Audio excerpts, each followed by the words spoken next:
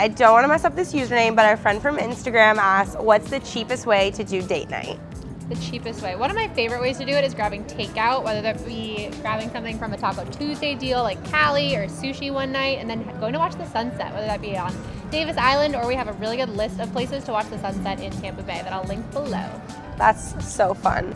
I recently discovered this arcade in Tarpon Springs. It's only $14 and you can play over 120 games all day.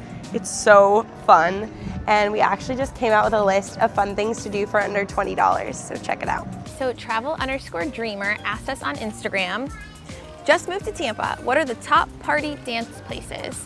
So in my professional opinion, I would say that Eden is one of my favorites to go dance and have a great time. It's actually 2 stories. They have an outside, an inside, and an upstairs, and it's themed, so that's always a really great time for you to go dance and have fun with your friends. Show Bar is in Ybor, and Show Bar hands down has the best throwback music I've ever heard, so definitely go check them out on a Saturday night, and they always have people playing live music and singing, so that's really great.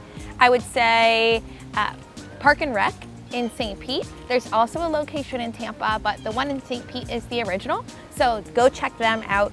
And last but not least, I would say Tangra, also in Ybor, is an awesome spot to hang out, but they have a lot of things to do. It's more of like a nightclub in there, so if you're about nightclubs and want to do that, check them out too. Fatima Red from Twitter asks, where are some Instagram-worthy spots in Tampa Bay? That's a great question. There's so many. Some of my favorites are the Clearwater Beach Pier. It's so pretty. You get some waterfront views. Also, the murals in downtown St. Pete and Dunedin are great.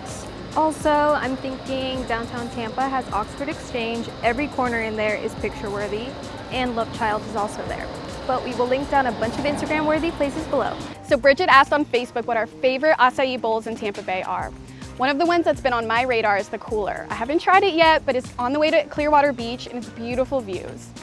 My favorite so far in Tampa has been Fit Bowl Co. I love the Island Life Bowl.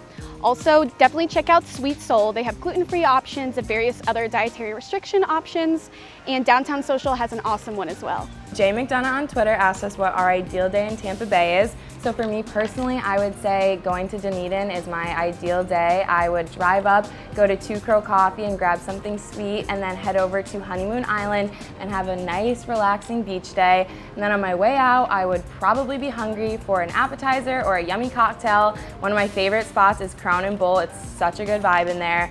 And then I would probably head home. So that would be my ideal day, but there is so much else to do in Tampa Bay and so many other awesome neighborhoods to check out. Lauren from our Facebook group asked what the best vegan options for desserts are in Tampa Bay, and I would love to tell you about some of my favorites.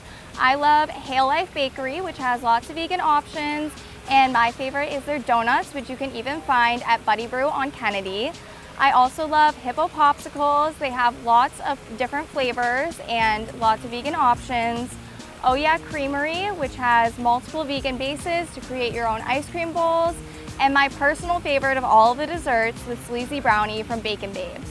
At Ashley Guerin on Instagram asked us where the best cacio e pepe is in Tampa Bay. I know I've had it at Ava and Olivia, and they're both really, really good. And then I also know Grounds Food Cafe in Seminole Heights has a vegan version for all of our vegan-friendly friends. I have had it from Forbigi, and it's so delicious. They also have great happy hour deals. The cacio e pepe is not on there, but you can get some meatballs and some drinks at happy hour prices to go with it. So We had so much fun answering all of your questions about all things Tampa Bay. Be sure to check down below for all the links of everything that we talked about, and be sure to submit your questions for next time if you want to be featured.